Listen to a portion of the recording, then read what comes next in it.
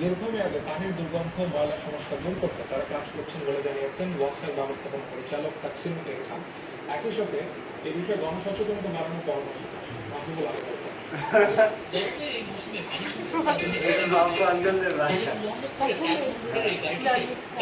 পানি সমস্যা বাধ্য হয়ে তাই এই খোঁড়াখুড়ি যে রাত্রি জায়গা আপনার 2.5 মাস থেকে চলছে, দিন নাই রাত্রি নাই, সবাই তো অসুস্থ, পানি পাইতেছে না। যে বাসা আমরা সারাদিন দৌড়াদৌড়ি করতেছি, যখন পানি ঢালতেছে লাইনে দিতেছে পানি আমাকে একই অবস্থা।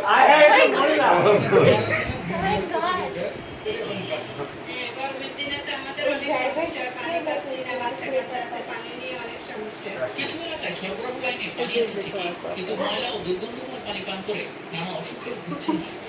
অনেক ধন্যবাদ জমা পড়ে তারা যত 5 দিন 3-4 দিন 5 দিন যাবত মনে হচ্ছে যে টয়লেটে ব্যবহার করে পানি একদিকে সংকট আর দুর্গন্ধযুক্ত পানি দুর্বিষহ করে তুলছে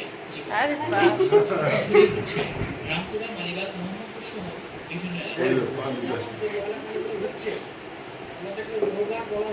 জাকিরের তো দেখানো